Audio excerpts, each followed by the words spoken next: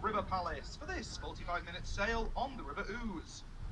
As we get started with the cruise, I'm required to go through a brief safety announcement, so please listen carefully and then feel free to ignore me for the rest of the trip. My apologies to those of you who've heard it once before already. This boat has more than enough life-saving equipment for all 95 of us now on board today. Orange buoyant apparatus and life buoys are located in the open areas. These can be manually launched or will float free. There's also 2 life rafts, one at the front and one at the rear of the upper deck, which can both be launched manually. Fire extinguishers are located in the saloon on the lower deck. In the highly unlikely event of an emergency, please remain calm and follow any instructions given by myself or the crew. If instructed to evacuate the vessel, you should do so by the nearest available exit. You should note that the windows either side of the saloon slide open and can be used as exits in an emergency. If you do have any questions about safety, please do not hesitate to ask any member of the boat's crew. Speaking of your crew, a few introductions. My name's Xander, I'll be your skipper today. And downstairs, manning the bar and tying the ropes, you have Josh and Taya. Josh is another of our fully qualified skippers, and Taya is a member of our senior crew. So by definition, you could not be in better hands. At our King's Safe landing there, keeping everything nicely organised and sorting out your tickets were Julie and Rachel, and at Lendall Bridge doing much the same at both was Heather. 1 or 2 last items of housekeeping as we get underway. First of all, I'll mention that River Palace is a no-smoking vessel, and that for our purposes smoking does include e-cigarettes and vaping. So if you do indulge, it would be very much appreciated if you could please refrain from doing so until back on dry land. Thank you. Second of all, something I'm keenly aware of when giving my commentary is that everyone has a very different idea as to what these cruises should be like. Some of you would like nothing more than wall-to-wall history for the entire 45 minutes, whereas others amongst you might prefer it if I could just shut up for the duration.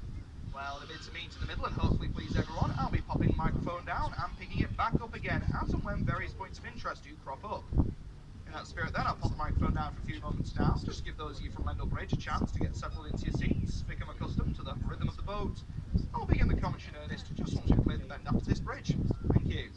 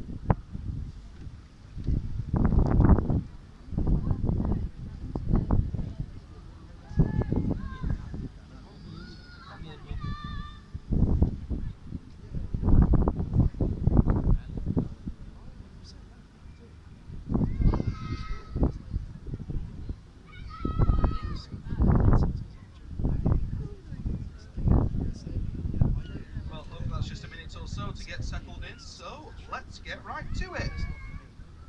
We're out for a cruise on the River Ouse, spelt O-U-S-E. The word ooze comes from a bit of confusion between the local Celts and their Roman invaders. When the Romans asked the name of the river, the Celts told the Romans, who they must have thought were a bit dim, that what they were looking at was called Udsa, more commonly known as water. This confusion is to blame for there being 5 oozes in the country, and it's also where we get our modern word ooze, spelt O-O-Z-E. Despite its murky appearance, the ooze is actually clean enough to support a wide variety of fish, including perch, tench, and chub. You can sometimes see pike and eel, and occasionally trout and salmon can be spotted in the upper reaches, which is the direction we're currently headed towards. Plenty of birds on the river too. Ducks and geese are the most obvious ones, of course. But you can also sometimes see swans, herons, coots, moorhens, cormorants, grebes, and, occasionally, a kingfisher. The last of these are notoriously difficult to spot. Indeed, I only saw a handful last year, and I paid to muck about on the river all day. But if a do see a kingfisher, I'll do my very best to point it out. Indeed, this stretch of trees on the left-hand bank at the moment is probably the best chance you have of seeing a kingfisher, as long as we're on this portion of the river, so do keep an eye out.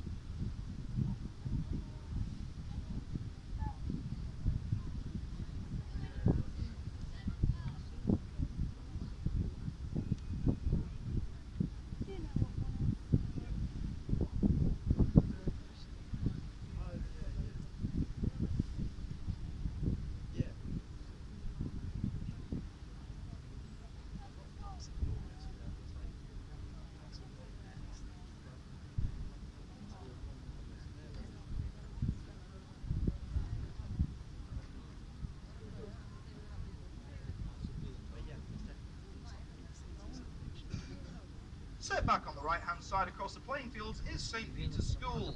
It's the early 18th century red brick and stone building, just to the right of the church spire, both before and some good time after the tree, to my immediate right, so it may take a few extra seconds to come into view if you are toward the rear of the vessel. St. Peter's lays claim to being the fourth oldest continuously running school in the world, and some argue perhaps even the third. It was originally founded in the year 627 by Bishop Paul Linus on the same site as York Minster, and by 778 it was one of the most important seats of learning in England. This was only the first of its 4 locations, however. In 1557 it moved to new buildings just outside the city walls after being given a royal charter by Philip and Mary. This seemed ideal, but 1664 saw the Siege of York and the destruction of these buildings, meaning the boys were moved back inside the city walls to a former refectory and dormitory for clergy. Finally, in 1844, they moved to the current location we can see from the river, complete now if you look just ahead on the right-hand bank with those concrete steps we're about to start passing, which lead to their own private boathouse. If we were to continue upstream in this direction, another 28 miles or so, we'd reach the cathedral city of Ripon. Despite such a long distance, it is easily done. All we'd need to do is shrink the boat by more than half, brake every speed limit going, have a crew trained at lock operation, and we could reach the city in an incredibly brief 9 hours. For the time we've got left though, turning around just outside St. Peter's is probably the more sensible option. And we'll be doing that just once the boat ahead of us and the boat behind us have both had ample chance to pass us. We don't like to be getting in anybody's way.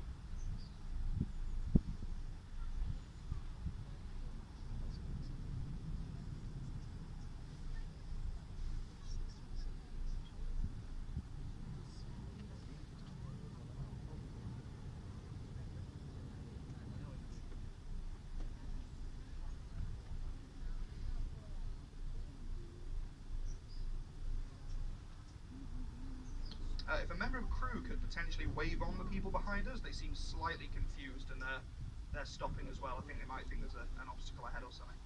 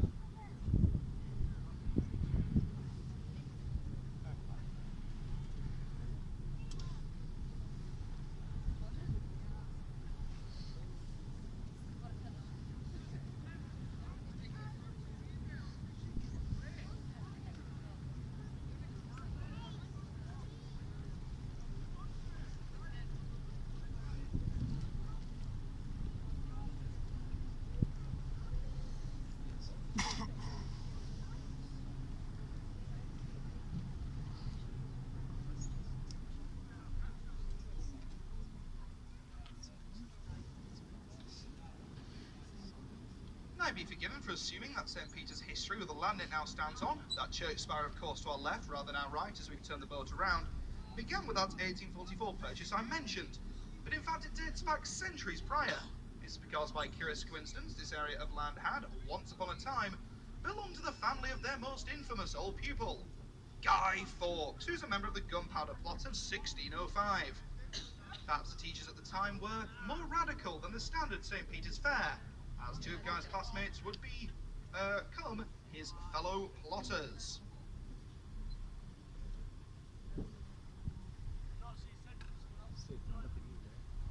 Now, like most places in the country, of course, St. Peter's does hold a bonfire night, but since 1937 it has refused to burn the traditional Guy, with headmaster at the time, John Dronfield, decreeing, "We should not be burning any effigies of our old boys." York historian Hugh Murray, himself an old Peterite, however, reckons that this was, secretly, a ploy to regain control over the school's increasingly unruly pupils. Though to tell you the truth, folks, if my parents were paying something like £30,000 a year for me to go to school, I'd probably feel I could be a bit unruly as well. Now, as we make the boat a little more central in the river, if you look straight across the current stretch of water that we're on, over the very end bank of the distance, and if you look above all of the trees on that end bank ahead of us, those of you on the upper deck, perhaps the from to the lower, should be able to make out the very tops of York's principal hotel. Well, that's not our hospitality trade I'd like to talk to you about, at least not yet.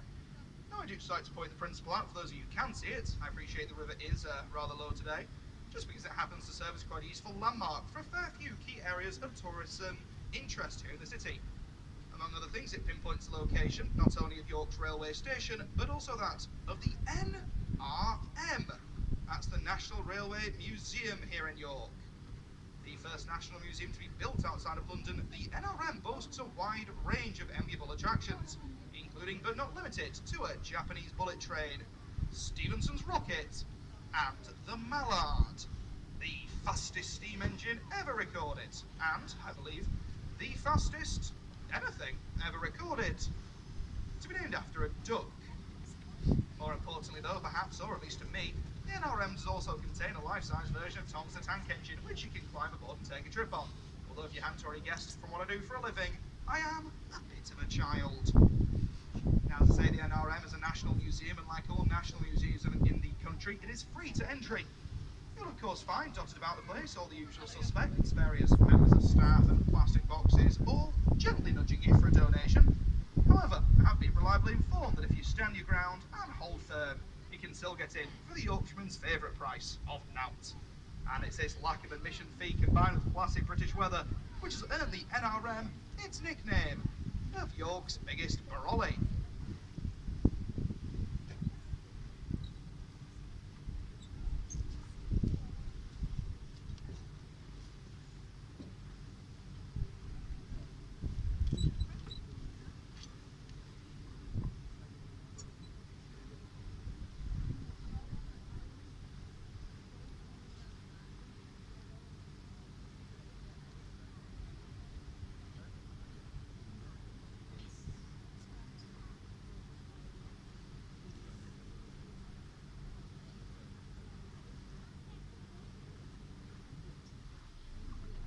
Coming up on the left-hand side in a few moments' time, you'll begin to see a row of houses, and as we sail past them and you get a better view, I'd like you to stare on into them. No reason, of course, it just really freaks out the people who live there. No, I'm only joking, of course, folks, because I'd actually like you to notice they all have something slightly unusual in common. They all have two garden walls. No, this isn't the latest architectural fad, so you can show off how much money you've got. These are actually a structural consideration. As in exchange for their glorious riverside views, these houses are amongst the very first in the city to be affected by our annual flooding issues. Indeed, without these secondary lines of defence, I imagine these otherwise very expensive houses would suddenly find themselves worth not much more than a tenner, given all the insurance premiums you'd have to be paying for. In front of us now, though, is Scarborough Bridge, built in 1844 to connect York to the sunny seaside town of Scarbados. Part of a wider network link designed by Robert Stephenson, son of George Stephenson, of Stephenson's rocket fame. An unusual feature of the bridge is that the train line runs very close to the walkway next to it. When walking across, the trains will only be a few feet away from your head. What I can only assume was a clever Victorian innovation to keep nighttime pedestrians away. As you exit the bridge, look ahead of the boat on the left-hand bank, just next to where those couple of private vessels are tied up. You'll see what remains of Marygate Tower. The sister tower, the tower of the hamlet of St Marygate, is unfortunately out of our view. You can just about see a shorter part of the old stone wall connecting them, often mistaken as part of our city walls due to its apparently advanced age. Well, of course, the tower is very old, though not nearly as ancient Roman as our city walls. And I'm afraid to say its ever so slightly crumbling nature is actually to blame on the Civil War. As some of you may already be aware, during this conflict, York sided with the Royalist cause, or, as is known amongst professional historians, the losers. And I'm afraid to say the ever so slightly ruinous state of the tower, now coming up nicely on the left-hand side here, is just some evidence of the bombardment and cannon fire that York was subjected to by Roundhead forces. Indeed, our very own Member of Parliament at the time, Thomas Danby, now buried at York Minster, found himself kicked out of office just 2 years into his term, merely for being a royalist and therefore accurately representing his constituents. This poor treatment is probably why no MP has tried doing that since. Just starting now on the left-hand side is York's Museum Gardens. From the river, the most prominent building in there is the black and white half-timbered building of the Hospitium, built in the 14th century, with believed to provide accommodation to pilgrims to St Mary's Abbey. The grounds of the Abbey had actually been holy ground since before the Norman Conquest, a church being built there around 1055, which you can still visit today. The ruins of the Abbey aren't too visible from the Ouse, but the museum gardens are right outside our Lendal Bridge landing, so you can stand amongst them. And remember, an institution that, before Henry VIII had his way with it, was one of the richest in the land, worth £1.5 million in today's money. Ahead of us now is Lendal Bridge, designed by Thomas Page, the same chap who designed Westminster Bridge in London. Completed in 1863, and you can see a few similarities in the design. The tower to the left of the bridge is, unsurprisingly, called Lendal Tower, and for 230 years, starting in 1616, it pumped water from the Ouse to people's homes via hollowed-out logs, before pipes became commonplace. Originally, the water was pumped with either a windmill or water wheel, before the exciting technological innovation of making horses go round and round in a circle came along a few years later. In the 1750s, something called steam power replaced this brilliant equine technology, but who's to say whether this steam power ever really caught on? During this time, the council charged one peppercorn for a 500-year lease of the tower. Who said local government can't be reasonable?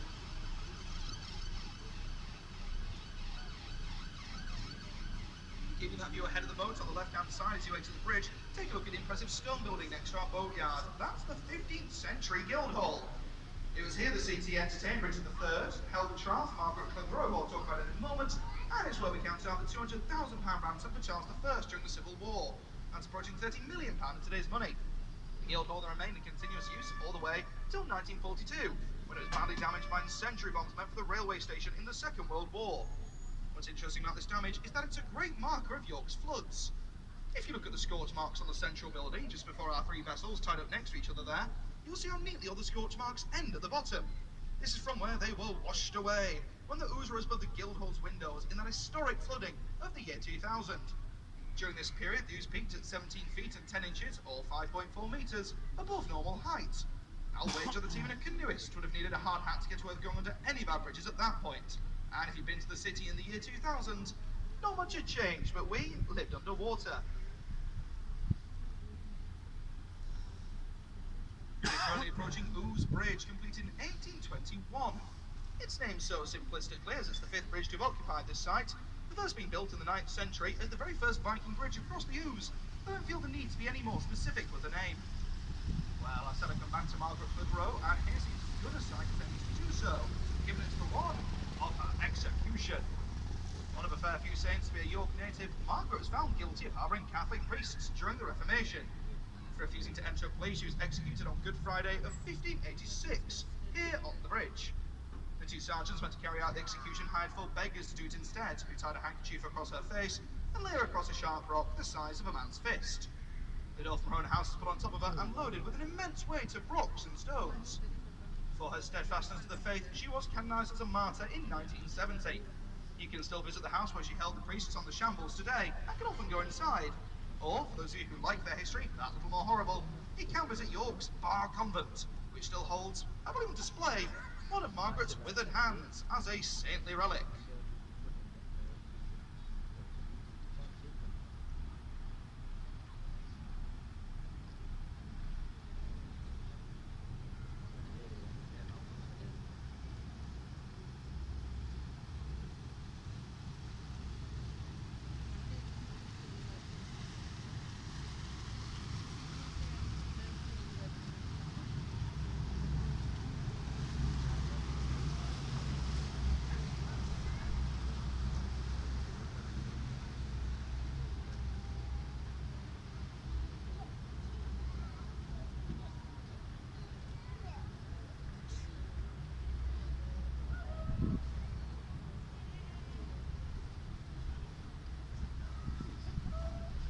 Next to the bridge, we look almost immediately over to the left-hand side. You'll see a half-white, half-brick Tudor-style building. This is the King's Arms pub, known locally as the pub that floods. This is because it's the very first building in the entire city to be affected by those annual flooding issues. Because this, of course, over the years, the landlord has installed a series of measures so he can keep his business open wherever possible. Nowadays, this mainly takes the form of an upstairs beer cellar, or if that's too much of a contradiction in terms, a beer loft or beer attic. Back before the days of health and safety, however, this also took the form of canoe parties. Whenever the ooze rose above the ground floor windows of the pub, which believe me it already has, multiple times this year alone, he would simply fling these windows open and allow canoeists to paddle on through to grab themselves a pint. Strange, but true. Over on the right hand side, we're just starting to pass a building marked Queen Staithe. And just ahead to our left is the first of the pontoons making up King Staithe, where some of you boarded the vessel. Staithes you'll see quite a few times here in York, but not too much in the rest of the country. It's a Viking word for mooring point, much like the Old English wharf or Norman quay, that you might be more familiar with. Why does York retain such an outdated, antiquated bit of terminology most of the country's largely forgotten? Well, it may have something to do with the fact that King Staithe to our left here is almost identically the spot where the Vikings first landed when they came to the city. If you look at the rows of townhouses to the left and pretend that they're not there, and that the river stretches just beyond them, that is approximately what the river would have looked like when the Vikings first landed at King Staithe to invade York. Indeed, if a Viking marauder were to visit the city in his longboat today, he'd still probably have a decent time making his way about the place, as the river's not changed all that much. Although I'm sure he'd be very pleasantly surprised when he discovered that this stretch of the Ouse is no longer tidal, making for a much smoother journey. Ahead of us now is Skeldergate Bridge, also designed by Thomas Page, the same person who designed Lendal Bridge earlier. The main difference between the two is that this one has 3 archways as opposed to 1. The reason behind this can be seen in the narrow vertical split on the left-hand arch. Once upon a time, this used to open like a drawbridge as the sides swung out to allow tall-masted sailing ships through without lowering their masts. You won't see that today, though. The last time the bridge was opened was in 1971, when a pair of Royal Naval minesweepers visited the city as part of York's 1900th anniversary celebrations. Since that time, the lifting gear has been removed and the bridge fixed in its present position. A shame for boaters, less of a shame for York's already bad traffic jams.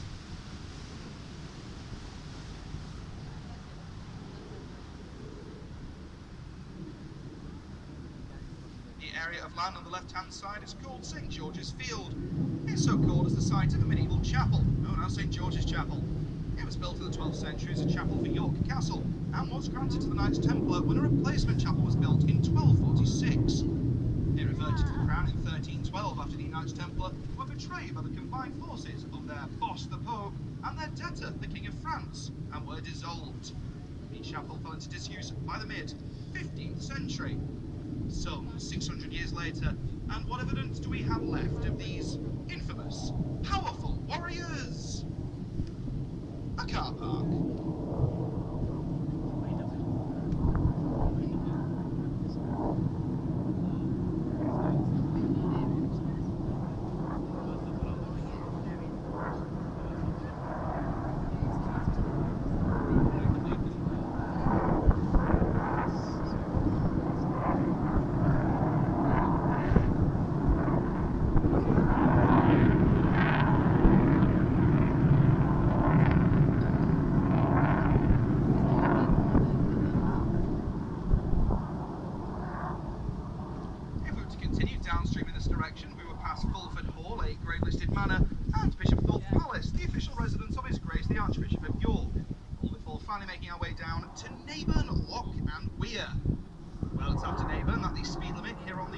Skyrockets to an exhilarating 10 full knots. I don't imagine it can take much more excitement on our cruise today, so we're making our final turn here, which will like make sure the vendor head is safe. And those of you who are paying attention might be assuming that as I make our turn, I'll be standing off 2 short blasts from the ship's horn, and you'd be absolutely right. This is for the simple reason that boats don't have indicator lights like cars do, so I'll do sun signals instead. The short blast of the horn means the boat is going to stop to the right, 2 short blasts means we're going to pull to the left, and 3 short blasts means the boat is operating astern propulsion. Of course, very important to listen out for as if I minister 5 or more short and rapid blasts. This means that someone has been completely foolish, accusing a rower, and I want to tell them so.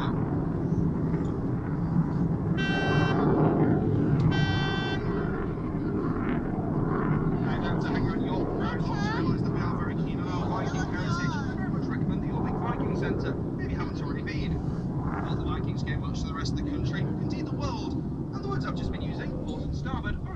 example. If you look at a picture of a Viking longboat, you'll see it doesn't have a helm like I'm using to steer now. Instead, they had tillers. Well, these were boards for steering. They were known as steerboards. As you can imagine, mooring up on the right-hand side of the boat, where the steerboard was, would crush the device. So, wherever possible, the Vikings like to come to port to the left of their vessel. Thus came one of the many cultures which gave us terms anyone nautical still uses today.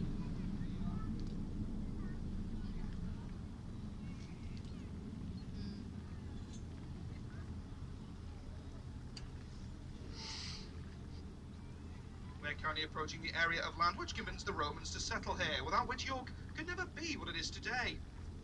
The unique tactical advantage of the River Foss, now arched by a blue bridge just ahead of us here, was appreciated enough by the Romans that they settled in this otherwise unattractive bit of Celtic marshland. Named for the forest of Goldtress to the north, the Romans called this area Eboracum, or place of yew trees. It was the Eboracum settlement which for almost a century played host to Rome's infamous 9th Legion, one of their strongest and oldest fighting forces. As I say, after about 75 years or so on the job, the Ninth were ordered to leave the city by their emperor, quite literally, given their marching orders. And as they marched out of York, they also marched off of the pages of history forever. The Ninth disappeared without a trace, and to this day, we have no idea what happened to them. This giving rise to their more romantic name, the Ninth, Rome's Lost Legion. Because of this, of course, when the Germanic Angles invaded centuries later, they had no Romans to chat with, so they mistook Ebo for their own word Eofor, meaning wild boar, calling the area Eoforwich or Boar Village. When the Vikings made Eoforwich the home, they made no such mistakes. They did, however, find that their much thicker accent made pronouncing their new home impractical. A nice Norse-sounding equivalent, which evolved naturally over time, was Jorvik. Over the next few hundred years, this gradually transformed into the York we know and love today.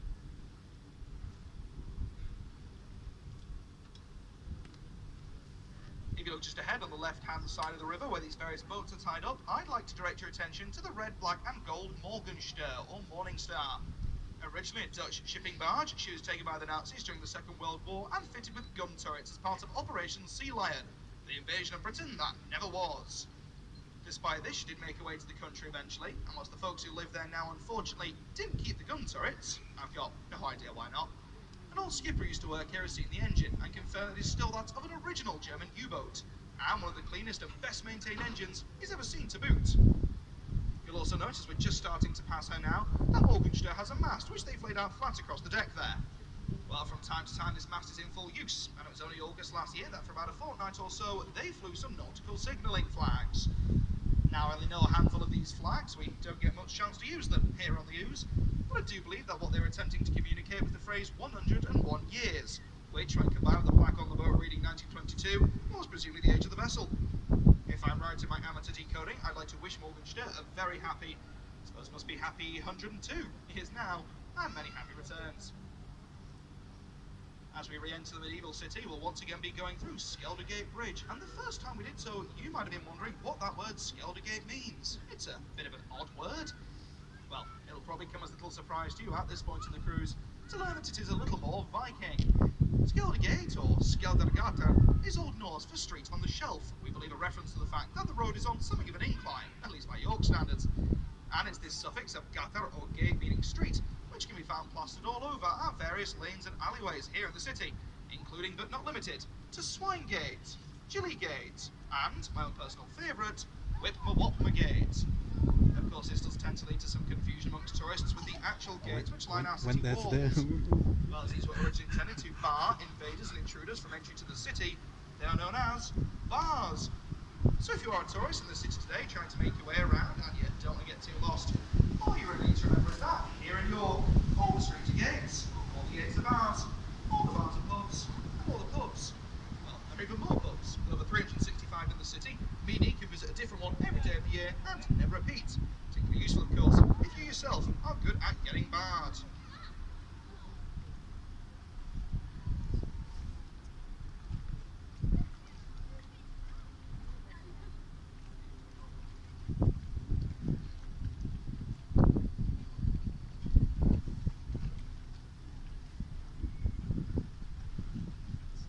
To the right hand side skyline, once all these trees are out of your way, you'll get a few views of the remains of York Castle.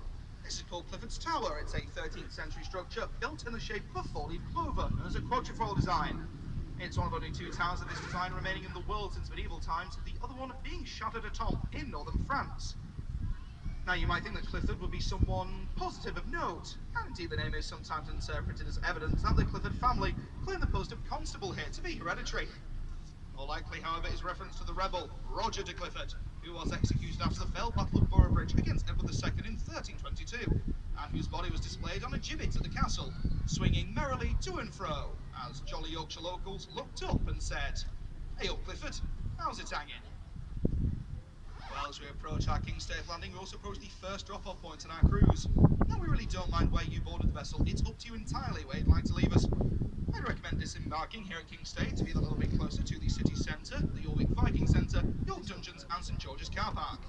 If you're concerned with the Still Lendal Bridge on the other hand, to be that little bit closer to York Minster, the Museum Gardens, the railway station, and indeed the Railway Museum. If you are leaving us here, I'd like to thank you for sailing with us today and ask that you please remain in your seats and away from any open exits. For either I or a member of the crew